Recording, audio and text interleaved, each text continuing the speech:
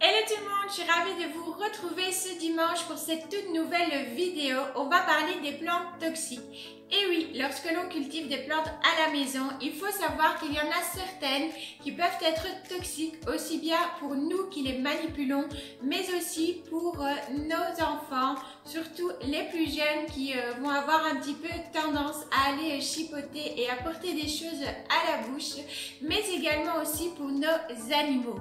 Alors, dans un souci de pouvoir protéger tout ce petit monde, on va voir ensemble quelles sont les plantes les plus communes que l'on a dans la maison qui peuvent être toxiques.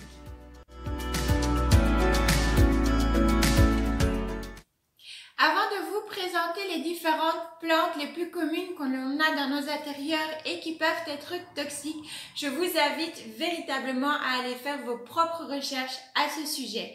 Voilà, ne vous fiez pas uniquement à ce que je vais vous énumérer ici dans la vidéo, puisqu'ici je me suis basée déjà juste sur les plantes d'intérieur et non pas les plantes d'extérieur que l'on peut retrouver balcon, terrasse ou jardin. Et aussi j'ai choisi des plantes voilà, que l'on a le plus communément dans nos intérieurs. Donc il est possible que vous ayez chez vous une plante potentiellement toxique que je n'aurais pas citée dans la vidéo. Pour faire vos propres recherches, rien de plus simple, vous allez sur internet et vous cherchez des sites plutôt fiables et qui sont bien faits. Je vous conseille notamment les sites de centres anti-poison qui énumèrent ce genre de choses.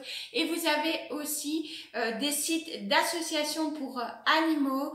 D'ailleurs, je vous en mets le lien vers un site en barre d'infos qui est vraiment très bien fait. Vous avez le nom de la plante, la photo, les symptômes associés, le degré de toxicité et aussi bien pour les plantes d'intérieur là que pour d'extérieur. Il est très bien fait, donc voilà, je vous mettrai ça en barre d'infos.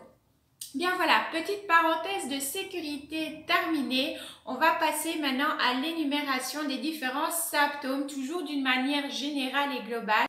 Pour les différents symptômes que l'on va pouvoir remarquer, il va y avoir vraiment différents degrés. Ça va pouvoir être des irritations de la peau, des muqueuses au niveau des yeux, du nez, voilà, des écoulements excessifs, etc. Une salivation excessive. On va pouvoir aussi peut-être remarquer des problèmes digestifs comme des vomissements, de la diarrhée. Alors je sais, c'est pas très ragoûtant, mais voilà, c'est aussi un symptôme que l'on peut remarquer. Vous allez aussi pouvoir remarquer des problèmes peut-être un peu d'ordre neurologique, voir votre animal qui a l'air perturbé, qui titube beaucoup en marchant, une espèce d'ataxie. Voilà, vous allez aussi pouvoir peut-être remarquer que votre animal ne veut plus manger, est apathique, donc qui reste beaucoup couché, etc. Enfin voilà, c'est tous des symptômes. Si vous avez une suspicion qui vont voilà, vous donner des signes qu'il y a peut-être une intoxication à l'ingestion d'une plante ou par contact au niveau irritation de la peau, des yeux, etc.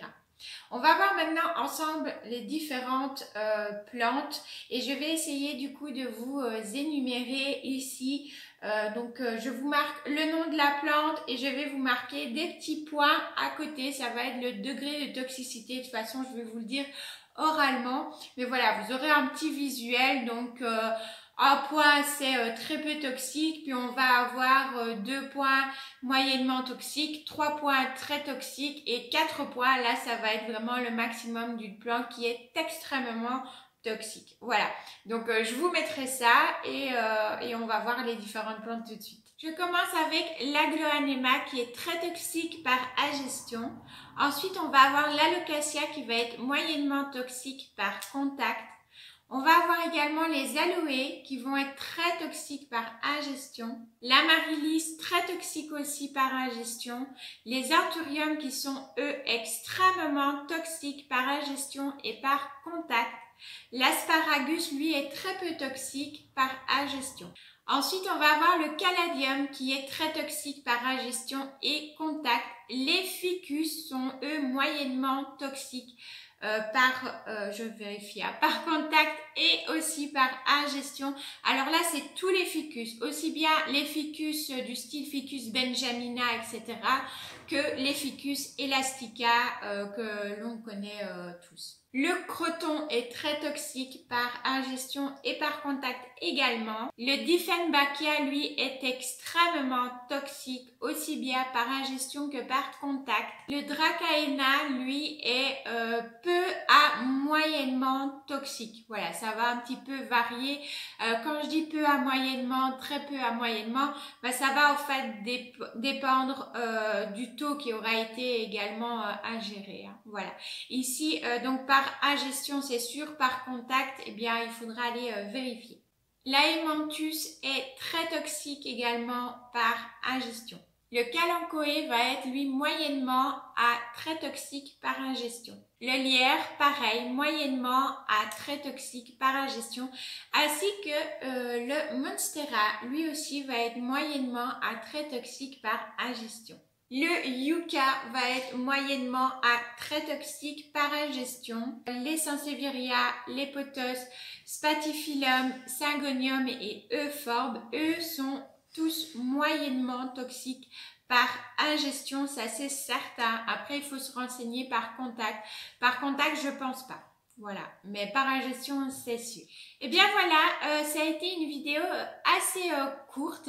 C'est déjà terminé. Mais voilà, je pense que c'est aussi important d'énumérer qu'est-ce qui peut être dangereux dans notre passion.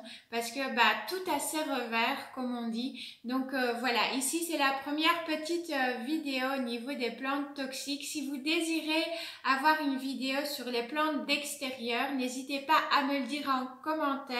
On verra aussi par rapport aux huiles essentielles parce que voilà, vous savez qu'on utilise des fois des huiles essentielles, que ce soit pour nettoyer notre intérieur ou même pour traiter nos plantes.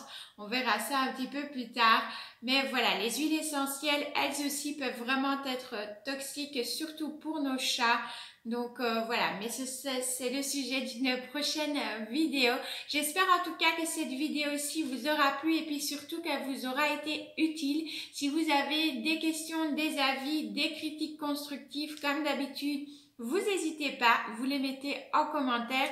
Si vous n'êtes pas encore abonné à la chaîne et que le cœur vous en dit, n'hésitez pas à le faire et à actionner la petite cloche pour avoir, pour être au courant des prochaines vidéos.